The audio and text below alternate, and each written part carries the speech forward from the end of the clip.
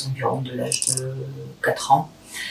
Lors de sa rentrée à l'école maternelle, Louise a présenté des signes de régression à la fois cognitif, moteur et au niveau sensoriel. En 2015, nous avons été au centre des ressources pour l'autisme à Toulouse, qui a posé un diagnostic de trouble du spectre autistique atypique. Mais nous n'avons jamais, avec son papa, été convaincus de ce diagnostic, puisque Louise est une enfant enjouée, qui a beaucoup d'humour, qui comprend le premier, le deuxième, voire quelquefois le troisième degré, qui n'a pas d'intérêt restreint. Elle est curieuse de toutes les choses de la vie.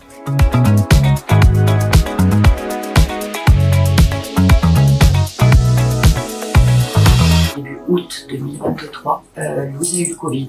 Louise a présenté des symptômes nouveaux et des symptômes anormaux. Ces symptômes se sont présentés sous type donc de TOC, de mouvements incontrôlés du haut du corps, d'énurésie nocturne, de troubles du sommeil avec des insomnies toutes les nuits, une angoisse, une anxiété très forte. Ces symptômes l'ont tellement invalidée qu'elle n'a pas pu réaliser sa rentrée scolaire au sein de son IME à la rentrée donc de septembre 2023. Nous avons découvert la maladie de Pandas, donc maladie auto-immune qui crée des désordres neuropsychiatriques liés à une infection au streptocoque et qui effectivement peut présenter des troubles communs à l'autisme.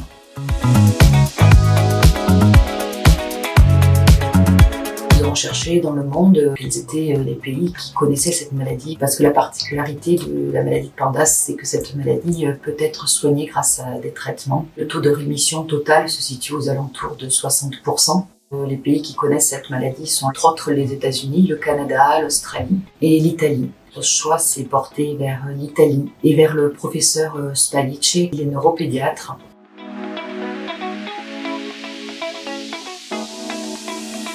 Le professeur Spalice a mis en place un traitement antibiotique et les premiers effets sur Louise notables sont la disparition des douleurs musculaires et articulaires, et nous notons une amélioration du sommeil ainsi que la disparition quasi totale des troubles de l'énurésie nocturne.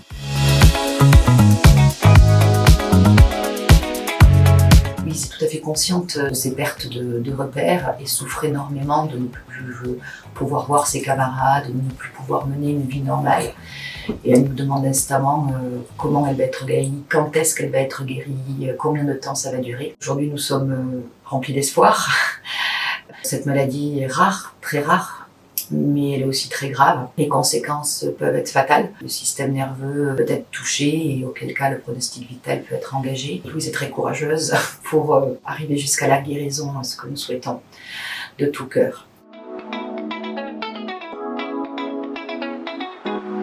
Comme cette maladie, il n'y a aucun consensus en France sur le diagnostic et donc sur le protocole de soins. Sont à notre charge tous les frais de transport, les frais d'hébergement qui coûtent très cher puisque Rome est une capitale touristique, c'est un sacré budget. Moi-même, j'ai dû arrêter de travailler pour pouvoir m'occuper de Louise et de la coordination des soins. On demande aux donateurs une aide donc financière pour contribuer à nous aider sur tous ces frais et vraisemblablement aussi les coûts d'injection d'intraveineuse d'immunoglobuline qui en Italie coûtent environ 18 000 €.